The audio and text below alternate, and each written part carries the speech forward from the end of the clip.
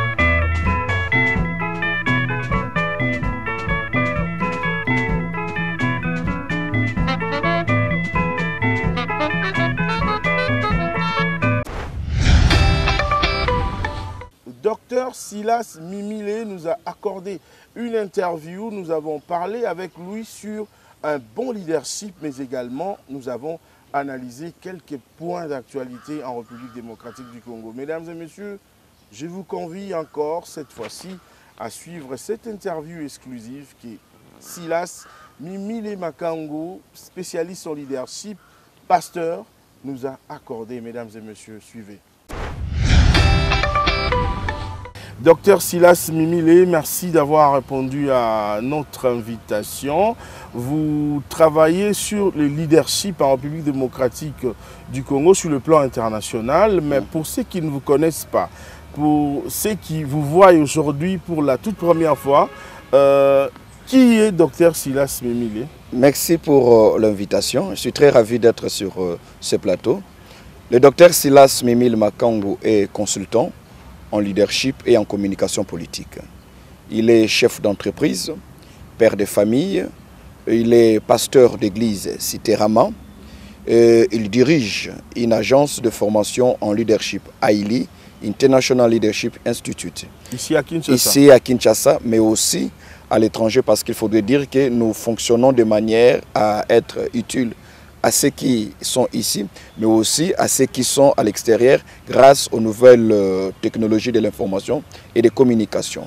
Le docteur Silas est aussi assistant à l'Université pédagogique nationale à l'UPN dans le département des relations internationales.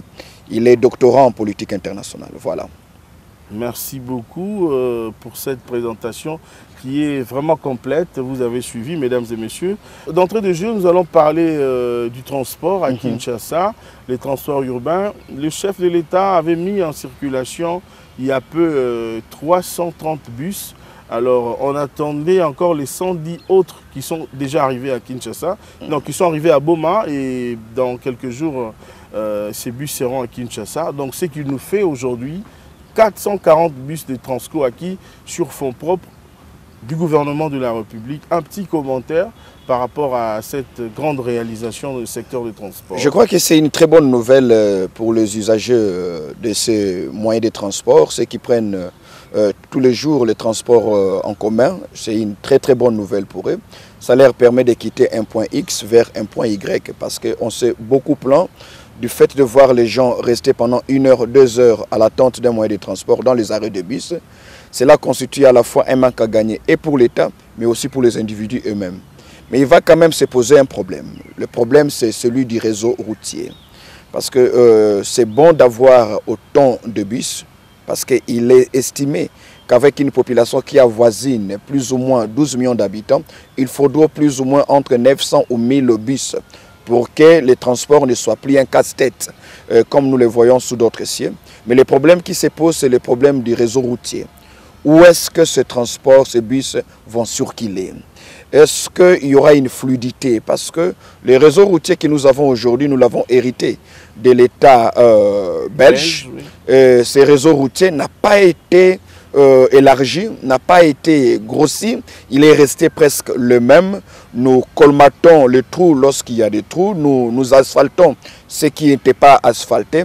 Et il ne faut pas oublier que lorsque nous accédons à l'indépendance, la population quinoise, Léopoldville à l'époque, avoisine les 450 000 habitants. Et aujourd'hui, nous sommes à plus de 12 millions d'habitants selon certains experts, ce qui fait que le nombre d'habitants ayant augmenté, il faudrait impérativement et le plus vite possible penser à une nouvelle mise en place d'un réseau routier. Un réseau routier qui pourra réunir certains coins où les bus Transco auront du mal à atteindre, mais aussi pour créer des voies secondaires afin de laisser les grandes artères, par exemple, à des gros véhicules pour créer cette fluidité au niveau du transport public. Oui, il y a une volonté, c'est vrai. Je ne contredis pas ce que vous dites, mais du moins, il y a une volonté, il y a quelque chose qui se fait déjà. Vous savez, vous êtes pasteur, on commence toujours quelque part. Même Dieu, pour créer les ciels et la terre, il a pris du temps. Il a pris 6 jours avant de se reposer. C'est-à-dire l'OVD, l'Office des voiries et drainage, est en train d'y travailler. Il y a une volonté, il y a des moyens que le gouvernement a mis en place. Mais on commence toujours quelque part. Même ces bus, on a dû les attendre. Et ça c'est à féliciter. Mais je vois que face à l'urgence, oui, il faudrait accélérer. Il faudrait donner les moyens à l'OVD. Oui. Il faudrait considérer que la mobilité des personnes et de leurs biens dans une grande ville, une grande agglomération comme Kinshasa, constitue une des priorités. Donc l'OVD ne doit pas seulement travailler pour asphalter, mais l'OVD doit travailler dans les traçages ou encore dans la création de nouvelles routes, des routes qui n'ont pas existé. Oui. Voyez-vous? Sinon, on est en train d'embellir ce qu'il y a. Or, le développement n'est pas seulement dans l'amélioration de ce qui est. Le développement se définit aussi dans l'apparition de ce qui n'était pas. Donc, vous parlez de la création. Il faudrait une créativité, une certaine innovation en termes des infrastructures routières. Créer des routes là où elles n'ont pas existé. Si les gens ne comprennent pas que nous avons un budget maigre et l'État a beaucoup des urgences, ce n'est pas seulement les infrastructures. Il y a la guerre qui est à l'Est, il y a beaucoup des urgences qui se présentent. Mais c'est vrai, il y a une volonté quand même que le président de la République, Félix Tshisekedi, est en train de mettre en place. Par exemple, il revenait de l'Égypte, il y a un projet de la construction d'une nouvelle ville Kitoko de l'autre côté vers Ntsele. Un commentaire par rapport à ça? Non, ça c'est... On voit dans le chef de l'État le souci de pouvoir améliorer les choses, de pouvoir transformer les choses. Et ça, nous ne pouvons que le soutenir, à la fois par notre discours, mais aussi par nos prières. Et cela ne suffit pas. Il faudrait aussi qu'au-delà des propos de soutien que nous élevons aujourd'hui, que nous puissions nous aussi co-agir ensemble avec lui, chacun dans son domaine, chacun dans son secteur, pour que ces projets, ces grands rêves d'un Congo fort et nouveau deviennent finalement une réalité. Mais il est quand même important de savoir, lorsque nous parlons des priorités, certes, il y a plusieurs priorités. Je ne pense pas qu'il y ait une priorité qui prenne le devant sur une autre priorité, peut-être en cas d'urgence. Mais lorsqu'il faudrait travailler sur la mobilité des personnes, pourquoi est-ce que les personnes se déplacent? Les personnes justement se déplacent pour créer des entrées, pour rendre rentables leurs services et leurs activités, afin de renflouer les caisses de l'État. D'où la mobilité des personnes et de leurs biens doit aussi être inscrite parmi les priorités des priorités. Parce que lorsque un agent de l'État, par exemple, fonctionnaire de l'État, doit passer 2 heures de temps à l'arrêt de bus, non pas seulement en allant comme en rentrant, mais c'est un manque à gagner énorme pour l'État. Et la difficulté que nous avons dans notre société congolaise, comme beaucoup d'autres sociétés africaines, nous n'avons pas une vision économique des choses. Nous n'avons pas assez développé une intelligence financière pour voir qu'est-ce qu'un retard de 30 minutes à l'arrêt de bus fait manquer à l'État ou à la société. Le jour où nous allons commencer à évaluer ce que l'État perd dans les embouteillages, dans les bouchons, je pense que c'est à ce jour-là que nous allons comprendre que l'argent que nous cherchons ne viendra pas de l'extérieur. L'argent que nous cherchons va être multiplié si et seulement si nous donnons à chaque créateur d'idées, à chaque créateur de richesses, qui est le Congolais, toi et moi, si nous leur donnons la facilité de pouvoir se déplacer en toute fluidité, dans un temps record, finir son travail, bien le faire et retourner à la maison pour se reposer, c'est alors que nous allons voir que les créateurs de richesses sont en réalité ces Congolais qui passent 3 heures de temps dans des bouchons, 2 heures de temps à l'arrêt de bus pour venir au travail. Donc tout doit être considéré comme prioritaire. Et si j'insiste, il n'est pas normal. Donc selon vous, il n'y a pas de priorité des priorités. Il n'y a pas de priorité des priorités, mais l'État peut faire face à une urgence. Parce que l'urgence n'est pas une priorité. Voyez-vous? La priorité, c'est que tous les secteurs sont prioritaires. Parce que nous venons de trop bas. Le fond était tellement profond. Nous sommes en train de monter. Nous sommes en train de monter. Et pour bien monter, il faudra avoir un regard qui balaye les contours. Un regard qui tient à la fois compte de l'état de nos infrastructures sanitaires, de nos infrastructures scientifiques, infrastructures routières, de l'état de notre économie, de l'état de notre appareil judiciaire.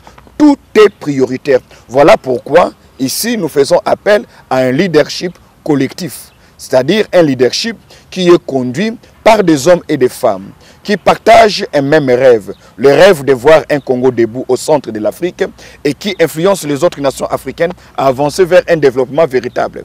Et ce leadership-là est exercé par des hommes et des femmes qui tous ne font pas la même chose, mais sont décidés à avoir le meilleur des résultats dans le secteur qui est le leur. Et ce résultat doit être un résultat de l'excellence. Un résultat qui fait à ce que le meilleur pour lequel nous avons prié, le meilleur pour lequel nous avons milité, devienne finalement une réalité. Donc tout est prioritaire. Alors que faut-il faire pour avoir un bon leadership volontariste pour booster le développement? Parce que vous parlez, vous insistez sur le leadership. J'insiste sur le leadership et j'insisterai sur le développement. D'abord en disant que le développement ne doit jamais être perçu comme un accident. Aucune nation ne se développe, un matin il se réveille, pouf, il se développe. Non, non. Aucune nation ne se développe par accident ou encore par simple concours de circonstances. Le développement est une pensée. Le développement doit être pensé. Le développement doit être pensé, doit être élaboré. Il faudrait savoir d'abord ce que nous appelons par développement. Parce que lorsque nous parlons des nations, il y a certes des nations dites développées. Mais les nations dites développées n'ont pas tous un même train de vie. Donc même le développement lui-même, il est relatif. C'est à nous maintenant, avant de parler du développement, d'un leadership qui nous conduit au développement, ce leadership doit d'abord se donner la peine de définir ce qu'il entend par développement. Est-ce que le développement, c'est devenir meilleur à ce que nous étions hier, ou bien c'est simplement devenir meilleur à ce que les autres nations sont aujourd'hui? Alors, pour avoir ce leadership-là, il faudrait d'abord que nous puissions nous rendre compte de ce besoin. Ce besoin combien nécessaire, celui d'avoir à la tête de nos institutions, avoir à la tête de la communauté nationale des hommes et des femmes qui incarnent les aspirations de la population, mais aussi des hommes et des femmes qui savent c'est quoi le développement pour la République démocratique du Congo. Est-ce simplement le fait de construire des routes? Est-ce simplement le fait d'avoir plus de diplômés? Est-ce simplement le fait de bien parler français? Est-ce simplement le fait de construire de nouveaux bâtiments hospitaliers? Donc, il faudrait au préalable qu'un leadership puisse définir ce qu'on attend par développement. Et ensuite, le rôle de ce leadership ne sera pas seulement de nous conduire dans ce développement, mais aussi de nous impliquer dans le chantier du développement. Et selon vous, est-ce que nous pouvons savoir aujourd'hui quelle est votre lecture sur les réalisations enregistrées dans les secteurs de la reconstruction en République démocratique du Congo, dans tous les secteurs depuis l'avènement du président Félix Tshisekedi Tshilombo? C'est comme je vous ai dit tantôt, nul ne peut nier la bonne foi et la bonne volonté. Je dirais même la détermination que le chef de l'État a quant à la transformation de la République démocratique du Congo pour en faire une puissance régionale. Et ça, c'est quelque chose à apprécier, quelque chose à louer, quelque chose à encourager. Mais il ne faudrait pas que nous puissions dormir sur nos lauriers pour dire que le Congo n'est pas seulement Kinshasa. Le Congo, c'est 2 345 000 km². Donc, il serait beau que nos provinces et nos villes intérieures deviennent de petits Kinshasa, si je peux un peu parler ainsi. Oui. Que les infrastructures que l'on retrouve à Kinshasa, soit aussi que l'on le retrouve aussi dans les villes, à l'intérieur, dans nos provinces, aussi pour freiner l'élan de cet exode rural, parce que lorsqu'il y a un flux de la population de l'intérieur qui viennent ici à Kinshasa, c'est aussi un manque à gagner, parce que ce qu'on laisse à l'intérieur, c'est aussi des ressources à transformer, et c'est cette main-d'œuvre-là qui est censée transformer, qui vient ici à Kinshasa. Donc ce que le chef de l'État est en train de faire est grandement louable. Je lui donne mon soutien, je prie pour qu'il continue dans cette même lancée, mais je prie aussi que des actions pareilles se multiplient sur toute l'étendue de la République, parce que le Congo, je viens de le dire, n'est pas que Kinshasa. Le président est le président de la République. Il n'est pas seulement le président de la ville de Kinshasa. Donc nous aussi qui sommes à Kinshasa, devrons quand même à un moment donné accepter de souffrir, que pendant 6, 7, 8 mois, une année, que nous n'ayons pas de nouvelles infrastructures ici à Kinshasa, mais qu'on apprenne que des tours comme celle-ci ont été érigées à Kolwezi, ont été érigées à Mweka, érigées à Tchela, érigées dans d'autres coins de la République, ce qui montrera réellement que nous sommes une République qui a décidé de sortir de sa précarité et veut se verser dans le développement. Mais pour cela, il ne faudrait pas seulement voir l'action du président de la République. Parce que le président de la République, à lui seul, peu importe la bonne volonté, la détermination qu'il peut avoir, à lui seul, il ne peut pas développer la République tout entière. Lorsqu'on parle des infrastructures, donc, il doit avoir des bons collaborateurs. Il doit avoir des bons collaborateurs. Les soucis du Congo, comme les sphinx d'heureuse mémoire les disaient, le peuple d'abord. Le peuple d'abord, avoir autour de soi des personnes qui partagent avec lui les mêmes idéaux. Le président John Fitzgerald Kennedy disait que l'on reconnaît la grandeur d'un chef par la qualité des hommes qui composent son cabinet. Okay. Et Jésus l'a d'ailleurs démontré. Le premier acte ministériel que Jésus a posé n'était pas d'abord d'aller prêcher et guérir les malades. C'était d'abord de se constituer une équipe de 12 apôtres. C'est pour dire, peu importe la vision qu'on a, si on ne trouve pas des animateurs de cette vision, si on est mal entouré, on ne peut pas échouer, on va échouer. C'est certain. Or, nous ne voulons pas échouer parce que nous avons assez échoué dans ces pays. Et cette fois-ci, nous croyons que c'est pour nous le temps idéal pour pouvoir rebondir et aller de l'avant. Il faudrait qu'il y ait une synergie d'énergie, synergie d'effort, synergie d'ambition. Parce que nous disons, la réussite du chef n'est pas la réussite d'un parti politique, mais c'est la République tout entière qui gagne. Et s'il échoue, ça ne sera pas non plus l'échec d'un parti politique, mais ça sera l'échec de toute une nation. Or, nos enfants qui sont à la maison, qui ont besoin de manger, qui ont eux aussi besoin de voyager, pourquoi pas faire comme on le voit sous d'autres cieux, 4 heures, 5 heures ou 22 heures de route, en train de conduire au volant de votre propre véhicule, partant d'une province à une autre. Nous voulons aussi vivre ces choses-là ici chez nous au Congo, mais pour que cela arrive, il faudrait l'implication de la main-d'œuvre nationale tout entière. C'est-à-dire que le peuple d'abord devienne aussi que la nation d'abord. C'est-à-dire que le peuple ne soit pas seulement celui pour qui l'on travaille, mais que le peuple devienne aussi co-acteur dans le chantier national, parce que cette fois-là, ce peuple ne travaille pas seulement pour lui, mais il travaille aussi pour les générations à venir. Lorsqu'on parle des infrastructures, lorsqu'on parle du développement d'une nation, on ne peut pas se limiter à l'action d'un seul gouvernement.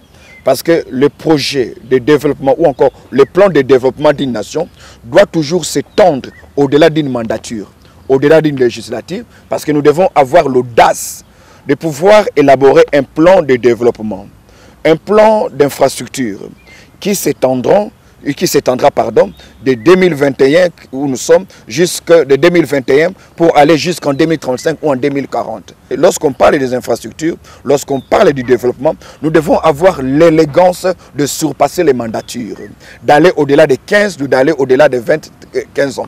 Parce que Paris que vous voyez aujourd'hui n'a pas été l'œuvre d'un gouvernement. New York, les États-Unis n'ont pas été l'œuvre d'un seul gouvernement. C'est une succession de gouvernements qui chacun fait la part qui peut être accomplie pendant son temps de règne. Je suis tout à fait d'accord avec vous, permettez-moi de vous interrompre, mais au moins cette succession était une succession de personnes animées de bonne foi. Aujourd'hui, nous avons perdu 60 ans, aujourd'hui les Belges ne sont plus avec nous.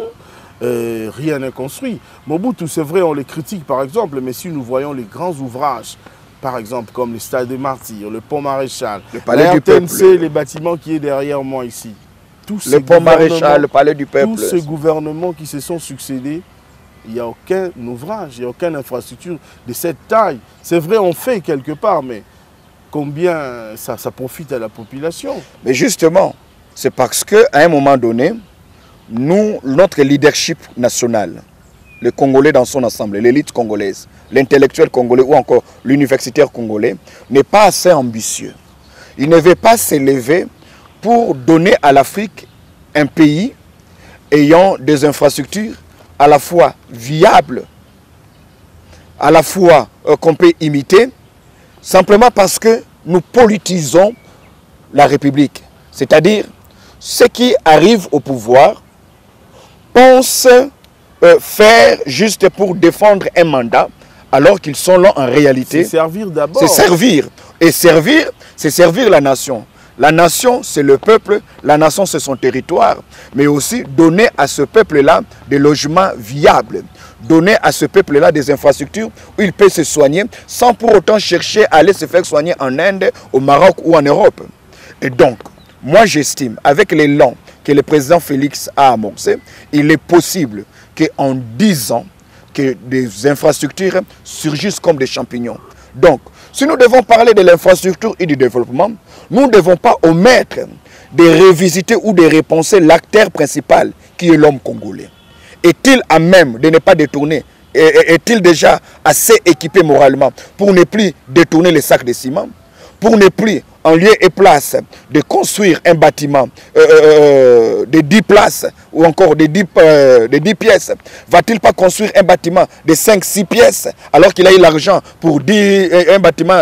En même temps, il construit un truc de côté. Donc, avec le même moyen de l'État. C'est-à-dire, le même moyen qu'on a eu pour construire un bâtiment appartenant à l'État, c'est avec le même moyen qu'on se construit aussi deux autres bâtiments qui vous appartiennent à vous. Ça, c'est le problème. D'où, c'est le leadership dont il faut pour de meilleures infrastructures et un bon développement, un développement rapide et même durable. On va en venir. Il faudrait que ce leadership-là remette l'acteur au centre de l'action. L'acteur, c'est le Congolais. Il faudrait l'équiper. Il faudrait l'enseigner. Travailler sa mentalité pour lui faire comprendre que les bâtiments que tu construis aujourd'hui, les bâtiments qu'on te demande de construire aujourd'hui, certes, tu le construis, mais c'est aussi pour l'usage des générations à venir. Il faudrait que les enfants de tes enfants soient fiers en disant, voilà ce que notre père, voilà ce que notre mère, une fois ministre, une fois DG, voilà ce qu'il a laissé. Il ne faudrait pas que les infrastructures meurent entre nos mains. Parce qu'il y a aussi un autre problème. D'une part, nous construisons, mais d'autre part, il faudrait la maintenance. On ne doit pas débourser beaucoup d'argent pour construire et que ces bâtiments pour lesquels on a déboursé beaucoup d'argent meurent précocement, se détériorent précocement, simplement parce que nous ne l'avons pas géré en bon père de famille. Et c'est là où j'insiste, il faudrait changer la mentalité de l'acteur principal qui est le Congolais. Si quelqu'un nous prenait en cours maintenant, qu'est-ce qu'il peut retenir par rapport à votre passage ici aujourd'hui? Ce que je peux retenir, c'est que nous sommes en chantier, un grand chantier, et ce chantier n'a pas besoin de spectateurs.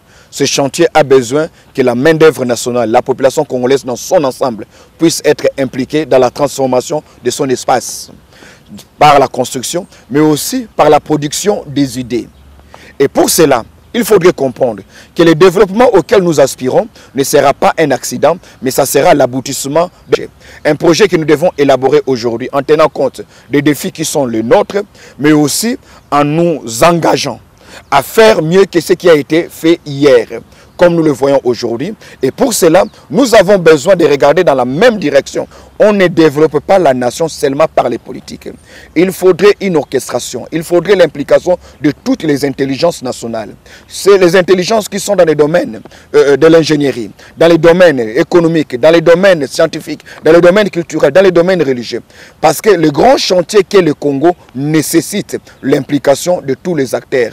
Tous les acteurs pour qu'on n'ait pas de spectateurs. Et lorsqu'on aura moins de spectateurs et plus d'acteurs, je peux vous garantir que le développement du Congo sera vu par d'autres nations comme un miracle. Mais nous-mêmes, nous saurons que ça n'a pas été un miracle parce que ça a été un travail de longue haleine. Merci beaucoup, Dr Silas Mimile. En une minute, vous allez conclure, vous allez nous donner votre mot de la fin. Ces magazines que nous apprécions beaucoup à cause de la pertinence à la fois des débats, des sujets, mais aussi des questions qui sont posées. Nous souhaitons un bon vent à cette émission. Puisse Dieu l'aider à devenir une des émissions incontournables dont l'élite congolaise dans son ensemble a besoin de suivre. Merci beaucoup. C'est moi qui vous remercie. La dernière fois de répondre à notre invitation. C'était pour moi un grand plaisir, mesdames et messieurs, de vous savoir très nombreux devant vos petits écrans. Ainsi s'achève cette émission. Nous vous disons infiniment merci de l'attention particulière que vous nous avez accordée. Le rendez-vous est pris pour la semaine prochaine avec un autre sujet. Pourquoi pas vous parler du programme Tchilegelou, ce programme initié par le président de la République qui sera incessamment lancé. Ce programme, je vous rappelle, vise la construction de 100 km de route dans l'espace Grand Kasaï, mais Kinshasa va bénéficier dans le cadre de ce programme 40 km et ce programme va s'étendre à travers toute la République démocratique du Congo. Sauf changement, nous allons en parler avec vous la semaine prochaine avec Victor Toumba Tshikela, le directeur général de l'Office des voiries et drainage. Mesdames et messieurs, on se retrouve la semaine prochaine. Prenez bien soin de vous et de vos proches. Le coronavirus est parmi nous. Respectons les gestes barrières. Autre chose, mesdames et messieurs, abonnez-vous massivement sur notre chaîne YouTube Aimé Mutombo, RDC Infrastructure et Développement. On se retrouve la semaine prochaine, mesdames et messieurs. Merci de votre soutien et merci pour l'intérêt que vous portez à ces magazines RDC Infrastructure et Développement.